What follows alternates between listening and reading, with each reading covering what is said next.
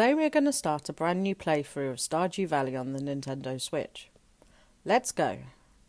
Stardew Valley is one of my favourite games when I feel like I want that cosy feel. The music is soothing to listen to and it never seems to bore me. It was made by one guy who goes by Concerned Ape as a small project. Now it's received a massive following for it being the perfect cosy game.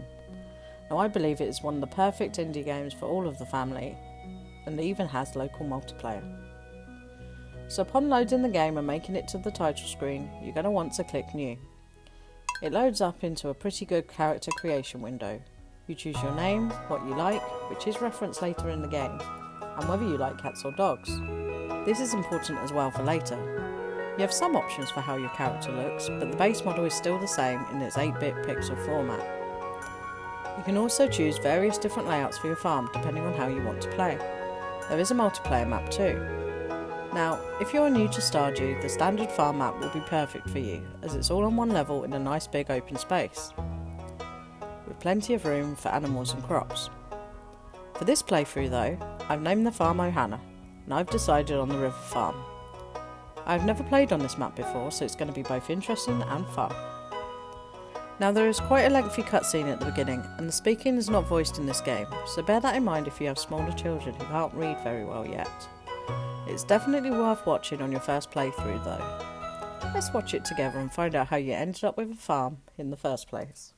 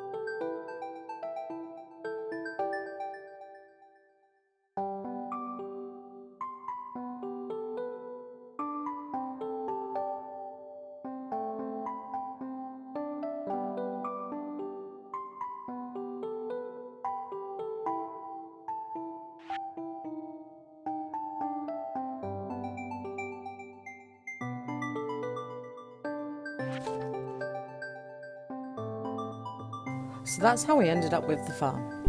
Right now, we are on the happy bus to Stardew Valley. The main introduction is done, but there is more to come with more involvement from you as the player.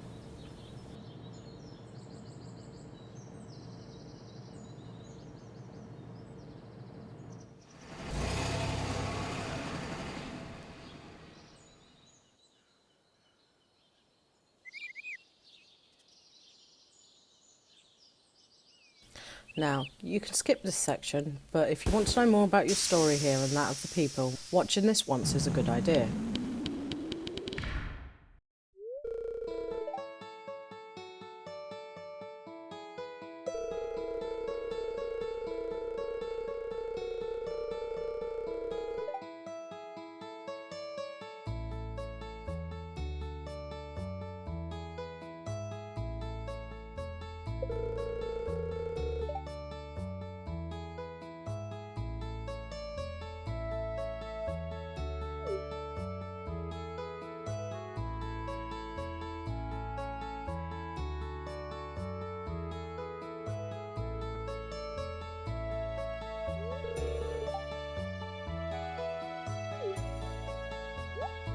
How your character reacts is always really amusing to me.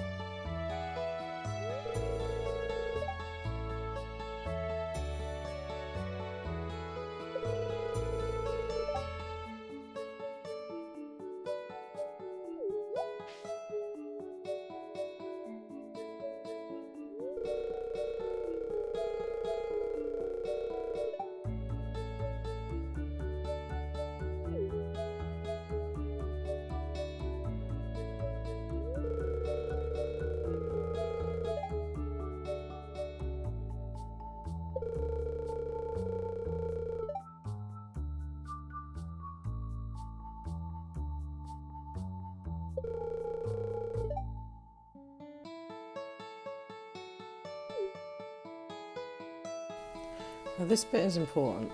That box there will be how you make your money.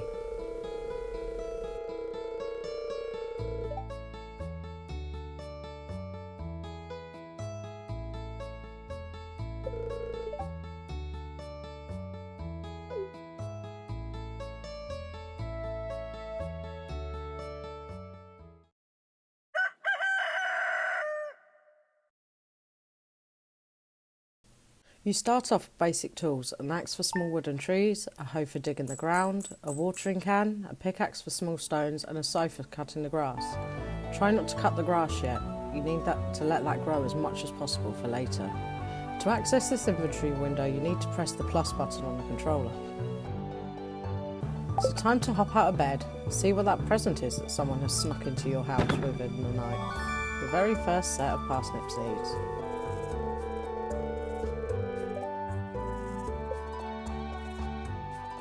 You can see in the top right corner a flashing exclamation mark icon. If you press the minus button it will bring up your journal, also known as a quest log. If you get stuck on what to do or whether something needs doing, this is the spot to check. You can see under introductions you've already met 2 out of the 28 people in the game. Now you won't meet some of the inhabitants of Stardew until much later in the game, so don't worry too much about this. Time to head out of your house and make some room for parsnips. Now, because this was a new map that I haven't tried before, I wanted to look at my farm's layout first, so I toggled the different icons using the trigger buttons to find the tools I needed. I didn't want to do too much clearing a path, as to begin with you're a weakling having been living at a desk job your whole adult life, and you don't have a lot of energy as shown in the energy meter on the bottom left.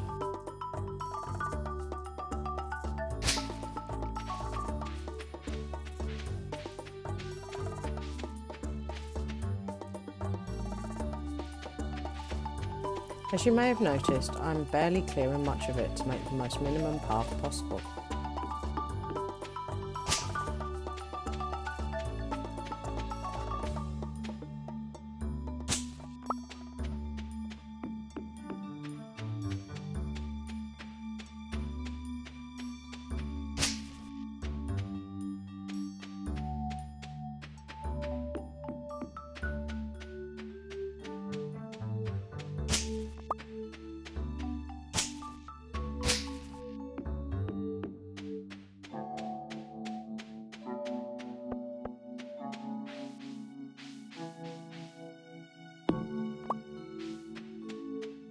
Each farm will have a cave in that broken down building.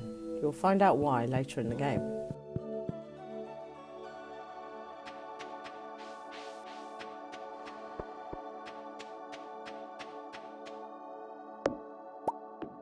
This way leads to Grandpa's memorial site. Keep an eye on this each year, as it says in year 3 something could happen.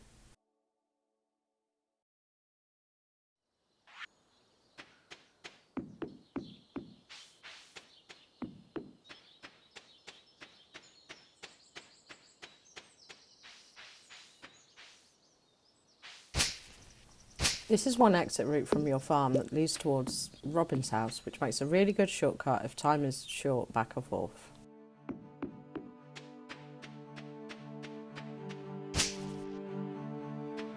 So you need to find a spot you like and start clearing a shape. Now I do lines here, but you can do it in whatever format you like, by using the hoe and or the scythe, or an axe if needed.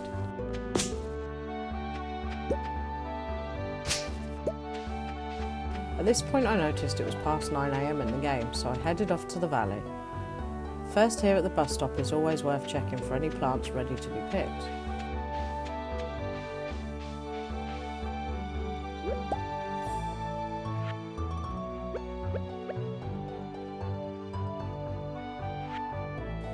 I just realised that I missed out on some plants behind the bus.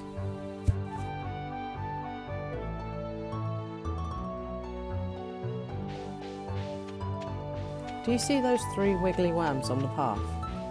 If you see these, you need to dig them up using the hoe. It could be resources of stuff needed elsewhere. This is the town proper. It's worthwhile going into each building and meeting each possible resident.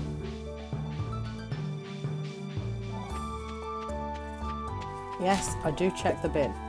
Sometimes you can find some good items in the bins, but don't check when another villager is around.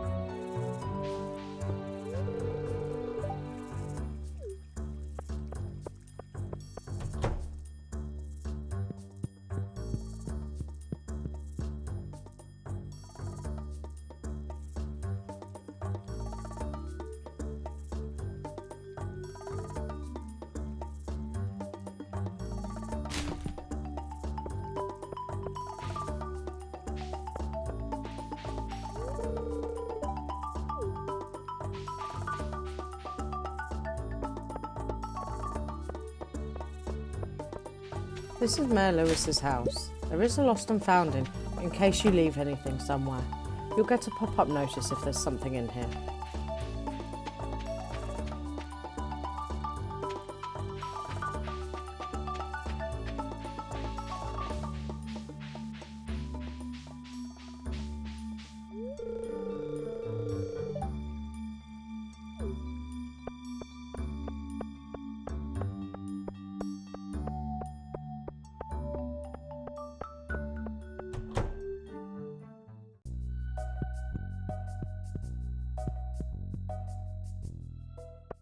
The calendar here shows people's birthdays or even special events, shown here by the purple flags.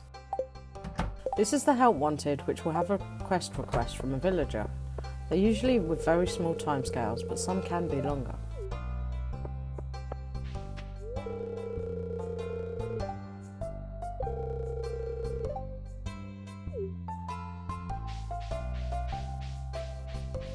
This doghouse is important to a villager's story.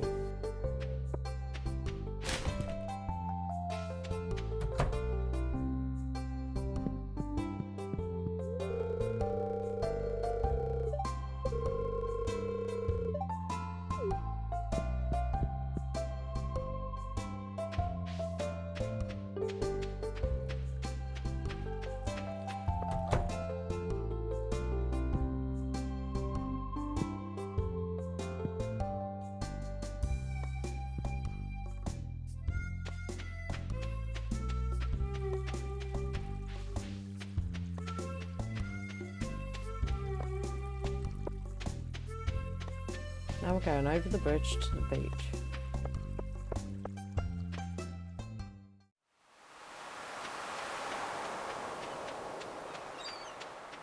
If you see a shell or something different on the beach, pick it up. You'll need it for collections, and you also can make easy money from what's washed up each day. I forgot that Willie's shop is shut on Mondays. I believe he should be hiding in the forest fishing, but you might spot him elsewhere.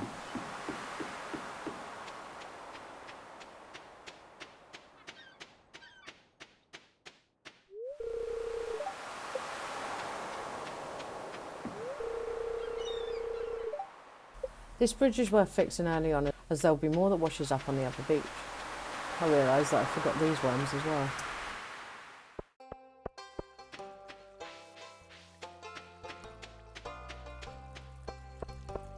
Across this bridge is the Library Museum, the blacksmith shop, and further north is the JoJo Mart.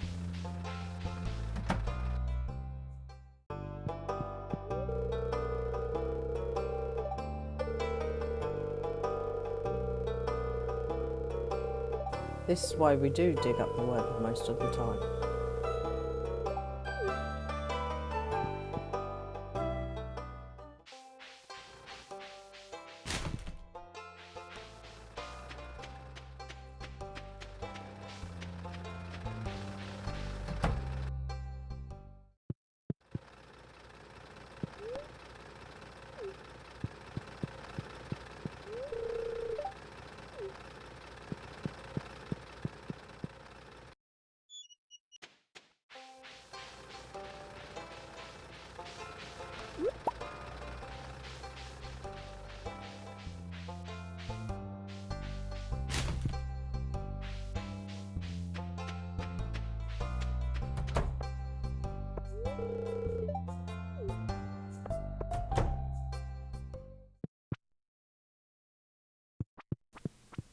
Not much to do in here other than have a look.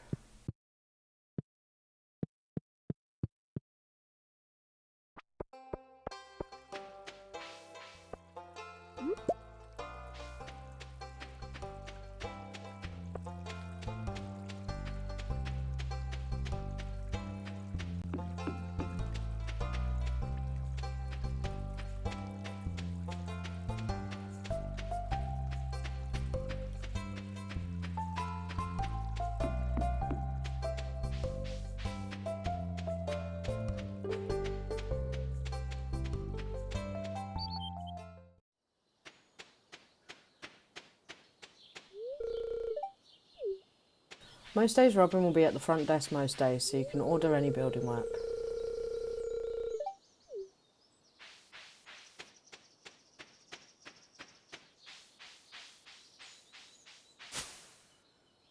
Your inventory bag doesn't hold a lot to begin with at all. In my opinion, it's one of the first things you need to upgrade.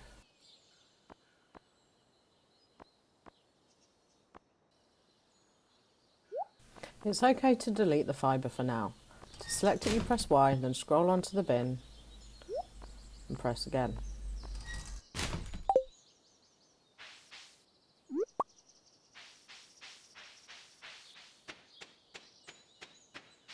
But I seriously miss more worms.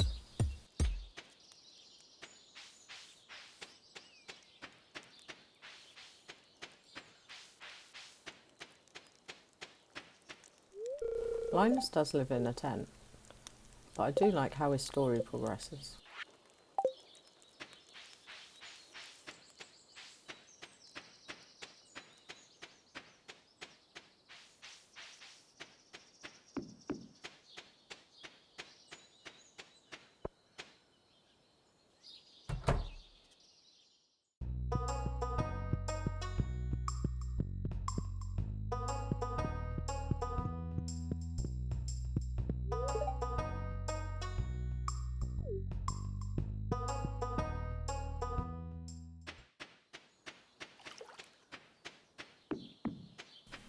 This is the other route towards Robin's house and back to your farm.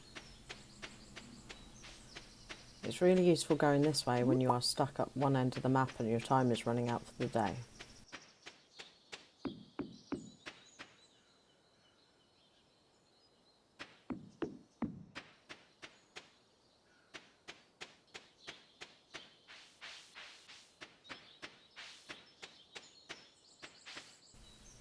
This is where I remembered about those parsnips.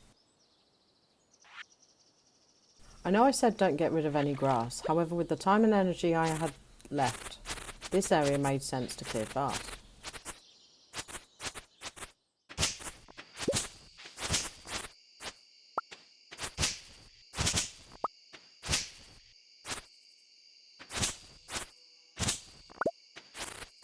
Did you notice the little frogs?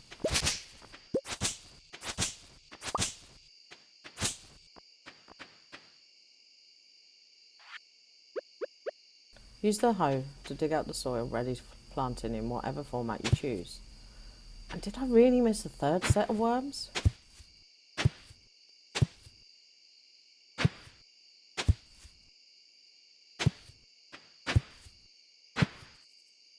Once dug, grab the seeds and press the Y slowly, one at a time where you want them. This way you can't accidentally miss and lose some of your seeds.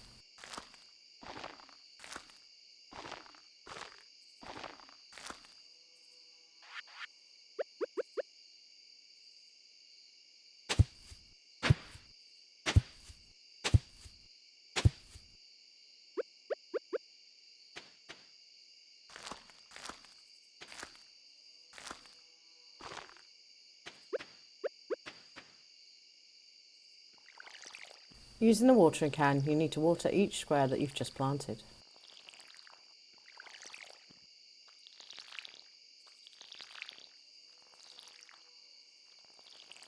It does get a little harder to see at night, but later on you can craft lights to make it much easier to see in the dark.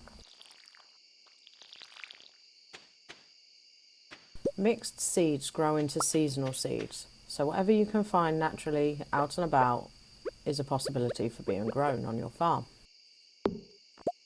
Noticing I had leftover energy, I decided to clear some of the immediate area.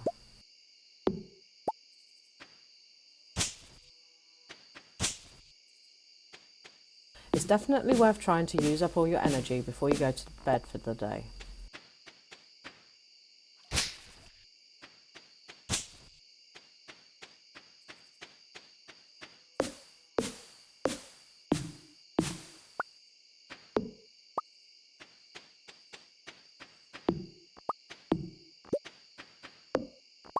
Make sure you keep all the wood and the stone, as you're going to need them later for crafting and building, and you'll need a lot of them.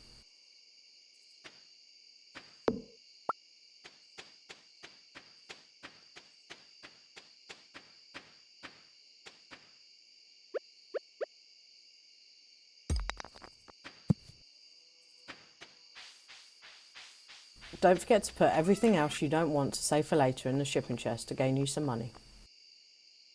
Ideally I should have kept the leeks and the daffodil, but I just wanted to gain a little bit of money first off for the day.